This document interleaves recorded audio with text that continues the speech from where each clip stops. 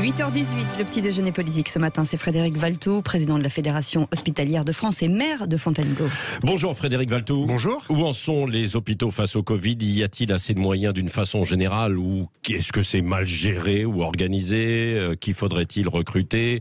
Pourquoi certains filent vers le privé ou quittent même l'hôpital? D'écouter en ce moment autant de questions que nous allons aborder avec vous. À la tête alors de cette fédération qui regroupe, je le précise quand même au passage, quasiment tous les établissements publics de santé, des hôpitaux aux maisons de retraite. Il faut le préciser. C'est pas quasiment, c'est tous les hôpitaux, depuis la PHP qui est le plus important jusqu'à tous les petits hôpitaux de proximité. Bon, Frédéric Valtou, état des lieux d'abord. Près de 8000 hospitalisations, 1300 personnes à peu près en soins critiques pour le Covid. Les services ne sont quand même pas débordés aujourd'hui. Pourquoi certains parlent déjà de tension ? Alors les services ne sont pas débordés.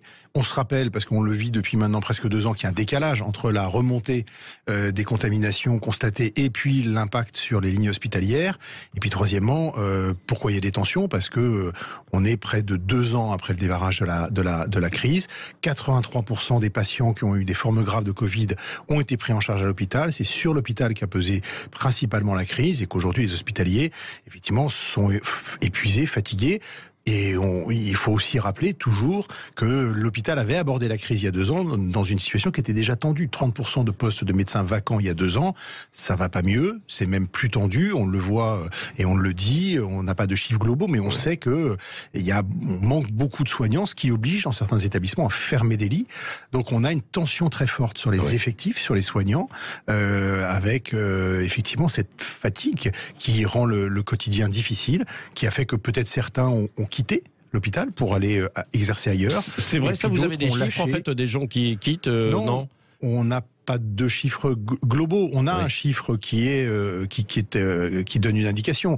6% des lits qui sont fermés parce qu'on peut pas mettre de soignants autour, donc c'est pas par mesure d'économie, c'est vraiment parce que on est obligé de contraindre l'activité dans certains endroits parce qu'il manque des soignants. Alors, et tous les soignants ont suspendu, Frédéric Valtou. Ça c'est à la marge. Ça c'est à la marge. Franchement, c'est à la marge. Et aujourd'hui, on est à peu près où? Je n'ai pas les chiffres, mais c'est vraiment à la marge. Il faut se souvenir qu'il y a quasiment à l'hôpital, on était à 95-97% de soignants qui étaient vaccinés. Donc on est vraiment sur un hôpital qui rassemble 1 million de personnes, on est à la marge. Mais alors, je voudrais quand même une précision sur ce chiffre-là qui a agité il y a quelques jours. 2% des hospitalisations en 2020 liées au Covid. Ce chiffre est vrai ou pas? Mais non, ce chiffre peut pas être vrai parce que comment dire? Alors pourquoi il a été balancé comme ça par des spécialistes de l'hôpital? Il a été maladroitement utilisé. Enfin, c'est un chiffre maladroit qui a été utilisé pour faire penser que finalement le Covid c'était totalement marginal dans l'activité hospitalière. Faut se rappeler quand même que le Covid c'est des moments de forte tension et des moments de détente. Les pics épidémiques ont amené certains hôpitaux à multiplier par 4, par 5 les lits, de réanimation. Quand on multiplie par 4 ou par 5 un lit de réanimation, vous faites appel à plus de personnel. Vous prenez dans des services des personnels pour donc vous fermez quasiment l'activité pour permettre à des infirmières, à des soignants de venir au pied des malades qui sont dans les services de réanimation. Vous désorganisez l'hôpital. Donc il y a donc ce chiffre n'est pas complètement faux. 2% des hospitalisations, mais en revanche les pics ça dure quelques semaines. Donc c'est ça. Dans certains secteurs et à certains moments, on rapporte à ce qui s'est passé de prégnant pendant quelques semaines. On voit bien que par la mathématique, on fausse complètement la moyenne. Donc il faut pas voir ça. Enfin, je veux dire, c'est pas une invention. La mobilisation de l'hôpital sur les patients Covid lors des moments de pic, c'est une réalité. Moi, chez moi, on a fait x6 le nombre de lits de réanimation dans l'hôpital de Fontainebleau. Quand vous faites x6, ça veut dire qu'il faut faire quasiment x6 de personnel dans ces services, sachant que pour un lit de réanimation, il faut au moins 6 ou 7 en moyenne, bien sûr, parce que c'est des lits qui sont surveillés 24 heures sur 24, 7 jours sur 7, il faut 6 ou 7 personnels. Donc, on voit bien que l'hôpital, s'est attelé à ça et effectivement a consacré pendant des périodes précises. Ça n'avait pas été pendant 1 an, bien sûr, parce que les lits, on les augmente, on les diminue quand l'activité diminue. Mais on voit bien qu'il s'est consacré à la prise en charge des patients. Mais alors quand même, parce que là, on n'est plus pris par surprise quand même, par le Covid et par... on parle de la 5e vague là, qui arrive. Est-ce que les hôpitaux sont prêts ou pas? Il faut l'éviter, la 5e vague. Réellement, il faut l'éviter. Il faut continuer à pousser sur la vaccination. Il faut continuer à expliquer qu'on n'est pas sorti de cette affaire. Il faut continuer à expliquer qu'il faut faire attention aux gestes barrières. Il faut continuer à dire qu'il faut préserver les lignes hospitalières parce que si on ne préserve pas, si on n'a pas ça en tête, effectivement, on risque de déstabiliser les hôpitaux, alors même que je le disais, qui sont dans des situations de difficultés plus fortes qu'il y a encore 2 ans. C'était pas brillant il y a 2 ans, et ça l'est encore moins, c'est même critique aujourd'hui. Et pourtant, il y a eu le Ségur de la santé. Oui, mais le Ségur de la santé, c'est une avancée historique. C'est la première fois qu'un gouvernement mettait 8 à 9 milliards d'euros sur la table pour les rémunérations, et je dis bien pour les rémunérations, c'est pas des primes, pour les rémunérations des soignants, pour revoir les déroulements de carrière, donc pour l'accompagnement, je veux dire, en termes de donner plus de pouvoir d'achat et de revenus aux hospitaliers. Mais ça suffit pas. Le problème de fond, c'est que ça suffit pas. Si c'était qu'un problème de rémunération, tout irait mieux. Mais on voit que les gens, effectivement, continuent à être fatigués. C'est un hôpital, je veux dire, qui est tendu parce que aussi pèsent sur lui tous les dysfonctionnements du système de santé. Donc on regarde l'hôpital parce que c'est la partie, je veux dire, la plus visible de notre système de santé. Mais c'est tout le système qui est malade et qui prend l'eau. On parle pas assez qui prend l'eau. Vous dites quand même que ce matin que l'hôpital est toujours dans une situation critique et notre système de santé prend l'eau. Mais c'est pas nouveau. La crise de la médecine. Sauf que la crise de la médecine de ville. Quand même, le gouvernement devrait réagir et agir. Le gouvernement agit, il augmente le numerus clausus. Pas assez visiblement si on est dans. C'est un paquebot. Donc le système de santé, c'est un paquebot. Il faut 10 ans pour former un médecin, 3 à 5 ans pour former une infirmière selon la spécialité qu'elle prendra. Donc et certains quittent le navire en plus. Et en plus, effectivement, on l'a vu dans les écoles d'infirmières. Beaucoup d'étudiantes qui s'inscrivent ou d'étudiants qui s'inscrivent en école d'infirmière et qui, arrivés le premier ou le deuxième stage, voient qu'effectivement, c'est des métiers pénibles. Effectivement, c'est des conditions de travail qui sont pas toujours simples. Effectivement, il faut bosser le week-end et souvent le soir. Effectivement, il y a des gardes à faire. Eh bien, il y en a qui lâchent. Et donc, ce sont des métiers complexes. Malgré tout, je veux dire, l'hôpital tient parce que les gens ont sa cheville au corps, mais on peut pas à l'infini leur demander l'impossible. Et donc, il va falloir, et c'est l'objet pour moi, je souhaite du prochain quinquennat, parce qu'il y a 5 ans de boulot au moins pour réformer totalement notre système de santé, dont je redis effectivement qui prend l'eau. Et je veux citer un chiffre quand même sur la médecine de ville. La crise de la médecine de ville, elle est réelle. Les médecins généralistes, il y en a de moins en moins. Ils bossent comme des damnés. Ils sont pas forcément non plus en secteur 1 très bien payés. On a perdu 5000 généralistes ces 10 dernières années. On va en perdre 5000 les 5 prochaines années. Donc la crise, on sait qu'elle va s'accélérer. S'accentuer. Les déserts médicaux, l'accès aux soins tendus, les difficultés d'accès aux soins, c'est aussi devant nous. Avant d'aborder encore l'organisation de l'hôpital, Frédéric Valletoux, je voudrais avoir une petite précision. D'après les statistiques du ministère de la Santé, il y a quand même de plus en plus de personnes vaccinées qui sont admises en réanimation. C'est vrai ? Alors, vous confirmez ? J'ai pas les statistiques, et si le ministère le dit, on peut le penser. Il faut voir aussi que même si ce sont les non-vaccinés qui sont les majoritaires, qui restent le flux majoritaire et qui aujourd'hui sont principalement dans les services très majoritairement dans les services de réanimation, c'est-à-dire qui développent des formes graves. Voilà. Maintenant, effectivement, il faut accélérer la 3e dose parce qu'on peut avoir été vacciné quand on est une personne âgée, mais pas avoir encore fait la 3e dose, et donc être effectivement peut-être plus sensible et très sensible au virus. Alors sur l'organisation de l'hôpital maintenant, dans la pré-campagne de la présidentielle qui a démarré, quasiment tout le monde dit il y a un problème en fait à l'hôpital, ce sont les tâches administratives. 1/3 de la fonction publique hospitalière serait dédiée à l'administratif. Mais je sais pas d'où sort ce vrai chiffre. Ou pas ça ? Mais non, je sais pas d'où sort ce chiffre. En tout cas, il est absolument pas documenté. Les gens le répètent comme ça à l'infini.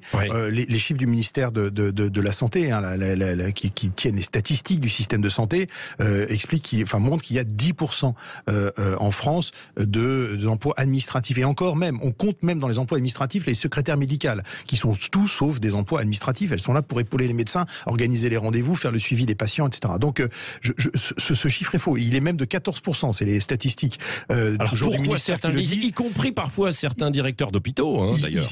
Certains de services. Les chiffres, on voit pour le privé, le chiffre il est de 14%. Donc vous voyez, l'hôpital, c'est loin d'être, je vais dire, effectivement, un îlot de bureaucratie. Non, ce qui est vrai, par contre, et c'est peut-être là d'où vient la confusion, c'est que le système de santé s'est bureaucratisé. C'est-à-dire, on regarde, c'est pas la bureaucratie, elle est pas dans les 4 murs de l'hôpital. Il y en a forcément un peu dans tout système, je vais dire, lourd et important comme l'hôpital. On peut toujours trouver, s'imagine ici ou là, un peu trop de bureaucratie. Mais je veux dire, la vraie bureaucratie, c'est celle qui s'est développée au-dessus de la tête des hospitaliers, dans les agences nationales, dans les agences régionales de santé, dans les services du ministère de la Santé, qui n'ont pas vu diminuer doubler leurs effectifs au fur et à mesure. Là, on a ajouté des couches. Par exemple, que monter en puissance les agences régionales de santé. Donc finalement, il y a effectivement une bureaucratie qui s'est créée depuis une quinzaine d'années, qui est très forte et qui rend très lourd. Mais l'exercice aussi bien des hospitaliers que des médecins généralistes. Demandez à un médecin généraliste le temps qu'il passe à faire des tâches administratives avec la Sécu, avec les différentes... voilà. Et ben, tout ça, évidemment, c'est une impression de bureaucratie. Mais la bureaucratie, elle est moins à l'hôpital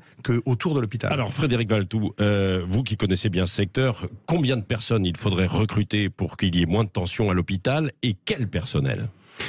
Il faudrait recruter, il faudrait recruter 25 000 infirmiers, infirmières et aides-soignants, soignantes pour effectivement permettre au moins de combler les postes vacants. Voilà, vous voyez, je pense que l'hôpital aujourd'hui, il a effectivement besoin d'avoir des effectifs qui soient complets. Ça, c'est important. Et puis, il ne faut pas oublier le champ du médico-social. Vous disiez, notre fédération regroupe aussi les 4000 EHPAD publics. Dans les métiers du grand âge, il manque 100 000 personnes. Donc, 100 000 personnes. Il manque 100 000 personnes. Et en tout cas, 100 000 personnes pour les 5 prochaines années, si on veut faire face au choc démographique de la vieillesse de notre pays. Donc ça, tout ça est posé sur la table. C'est pour ça que tous ces éléments-là sont posés sur la table. La crise des vocations dans les services de santé, dans les métiers du soin, ça fait des années que des rapports le montrent. Et ça fait des années qu'on a des gouvernements qui ont fait l'autruche. Alors, ce gouvernement-là, on ne peut pas l'incriminer, puisqu'il essaye de faire des choses. Je pense qu'il faudra aller beaucoup plus loin dans le prochain quinquennat, parce que la crise a montré qu'il fallait plus de demi-mesures. Et il faut effectivement, le Ségur de la santé était une première pierre, mais elle est beaucoup plus loin dans la remise à plat de l'ensemble du système. Mais il y a urgence pour les urgences, là aussi. Vous avez vu, ces derniers jours, il y a des services qui ont fermé la nuit, je pense à Laval, Draguignan, etc. Comment s'organiser face à cela ? Qu'est-ce qui va se passer cet hiver ? Les tensions sur les services d'urgence, elles sont réelles, mais je vais vous donner un chiffre. Moi, j'étais dans un hôpital de la Grande Couronne il y a 3 jours. 50% des enfants qui vont en urgence pédiatrique sont des enfants qui vont juste là parce qu'ils ne trouvent pas de consultation, dont les parents ne trouvent pas de consultation en ville. C'est-à-dire, on va aux urgences pédiatriques pour emmener son enfant parce que ça fait des mois et des mois qu'il n'a pas vu un médecin, parce qu'il a tout d'un coup une toux importante, parce que est-ce qu'on a besoin d'aller aux urgences à l'hôpital pour ça ? Non, mais c'est vrai, ça fait des années qu'on le dit. Alors la Direction générale de la santé recommande de mettre un plan, un système en place, mais qui va le coordonner ? Qui va le mettre en place ? Non, mais ce que je veux dire, c'est qu'aujourd'hui, on fait jouer à l'hôpital, effectivement, tous les rôles à la fois. Celui de bouclier sanitaire lorsqu'il y a la crise et l'épidémie, celui de suivi de la plupart des Français, en tout cas tous ceux qui n'arrivent pas à avoir accès à la médecine de ville parce qu'ils sont totalement débordés et qu'on peut pas, ils n'ont pas des journées de 48 heures. Donc voilà, c'est tout ça qu'il faut remettre à plat, mais vraiment et sérieusement. On a eu des stratégies d'évitement depuis 15 ans. C'est-à-dire, on a évité les vrais problèmes. Le problème du financement, le problème de l'attractivité des métiers et des carrières. Mieux payés, mieux accompagnés dans le déroulement de la carrière. Donner envie aux jeunes générations de s'investir dans les métiers du soin. Voilà, tout ça, on a évité ces vrais problèmes pendant des années parce que le système de santé, il est traversé aussi de situations acquises et qu'à partir du moment où, on réorganise les financements, on bouscule peut-être certaines rentes que peuvent avoir certains. Bon, mais on peut suivre les recommandations de la Direction générale de la santé, là, ou pas, pour cet hiver ? En tout cas, pour cet hiver, il va falloir que, et moi je veux profiter de cette antenne pour lancer un appel aussi au privé, c'est-à-dire que tout le monde se mobilise. Les cliniques viennent aider aussi et épauler les hôpitaux, parce que la concomitance des épidémies hivernales avec la poursuite du Covid fait qu'effectivement, on va peser dans une période qui va être difficile, on l'a expliqué pour les hôpitaux, va peser une pression qui va être énorme. Et donc il faut, comme ça a été le cas lors de la première vague, un peu moins les autres, mais en tout cas comme ça a été le cas pour la première vague, où on a vu les cliniques aider les hôpitaux, il faut aussi assurer la permanence des soins. Et ça serait bien que le soir de Noël, il n'y ait pas que les hôpitaux qui soient ouverts. Quand je dis le soir de Noël, c'est entre Noël et le jour de l'an, qu'il n'y ait pas que les hôpitaux qui soient ouverts, mais aussi les cliniques qui viennent donner un coup de main pour la permanence des soins. C'est important, ça ne peut pas peser que sur l'hôpital. Allez, il nous reste 1 minute, Frédéric Valletoux. Vous êtes maire par ailleurs de Fontainebleau. Il y a un nouveau patron des maires, voilà, au passage. Il y a un nouveau patron des maires, c'est David Lisnard, un LR de votre famille. Vous le soutenez ? Alors, je ne suis pas LR, moi je suis du parti Agir. Et David Lisnard, effectivement, a été élu et bien élu il y a 2 jours. Il fera un boulot formidable. Moi, j'ai été candidat avec Philippe Laurent, qui a fait aussi une très jolie campagne. C'était bien qu'il y ait 2 candidats à l'Association des maires de France. C'est légitime d'ailleurs, d'autant plus. Donc vous n'êtes plus du tout LR, vous êtes Agir, vous êtes déjà plutôt... quelques années. Mais en tous les cas, ça légitime David Lisnard à la tête de l'AMF. Il vaut toujours mieux avoir un président élu et choisi par ses pairs plutôt qu'un président désigné entre quelques personnes. Et c'est le cas de David, et il fera un très beau travail à l'Association des maires de France. Merci Frédéric Valletoux, président de la Fédération hospitalière de France et maire Agir au passage de Fontainebleau.